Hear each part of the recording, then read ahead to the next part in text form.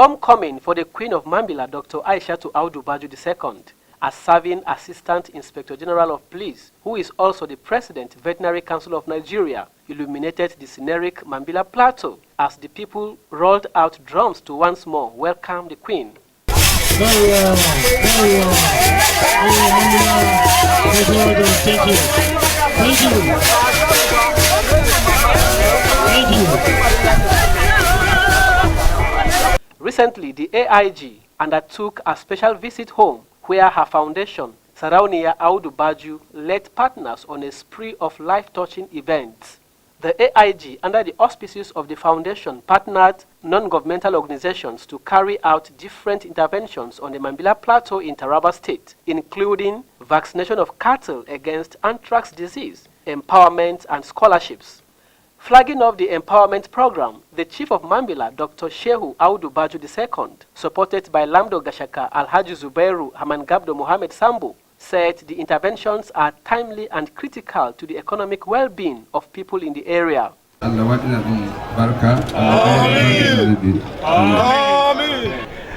This program of empowerment program organized by Her Majesty Dr. Aisha Abubakar Baju is worthy of commendation. Considering the less privileged members in the society is something that is expected of those who have the means to do that.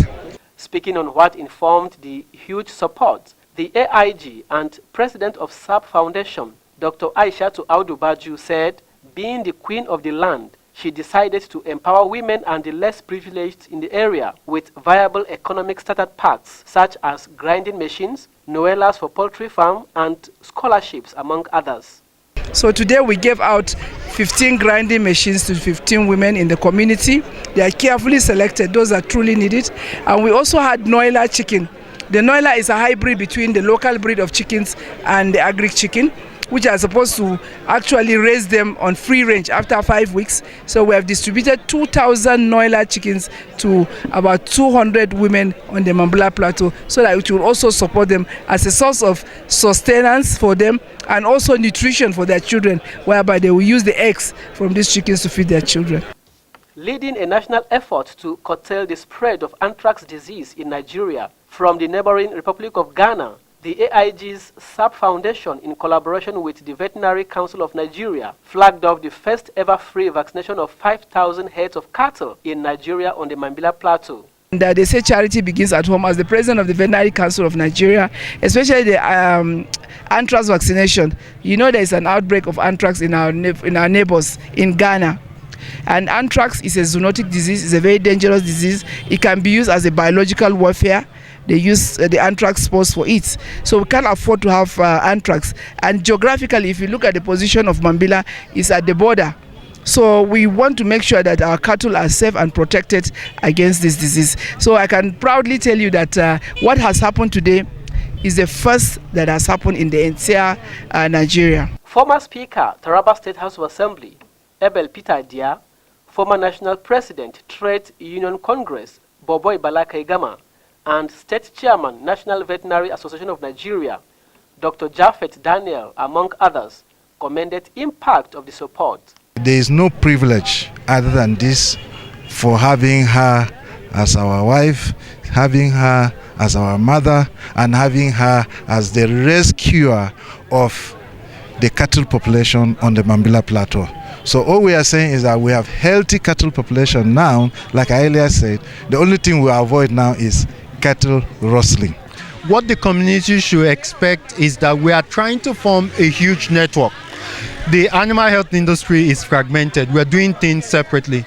And what we intend to do is to bring the stakeholders together and fight one common disease, or fight a common trend that can hamper the growth of the livestock industry in Nigeria. As I'm talking right now, the Nigerian the veterinarians in the country are on red alert. So for her to have a flag up free mass vaccination of cattle against this deadly anthrax, I think is worth commendation. The beneficiaries could not hide their joy to peoples and events, praying that the empowerment will go a long way in plugging them out of poverty. This fowl that I received today, now if I take care of this fowl, it will help me, and it will help my children, and it will help my family. Many people, my neighbors, they will benefit onto this fowl, not only me. And all the blessing return to this woman as majesty. Ya kara girmama mata, ya kara mata duk abubuwan da take nema na alkhairi, duk wanda ya neme ta da masifa, ya Allah ya koma kanshi.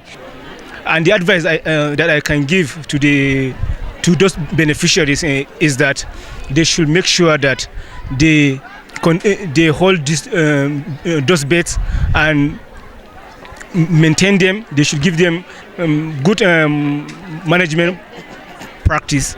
The AIG culminated her empowerment tour with the visit to the orphans and children of Cameroonian refugee parents who are in dire need of educational support and donation of a trophy for school's sports competition.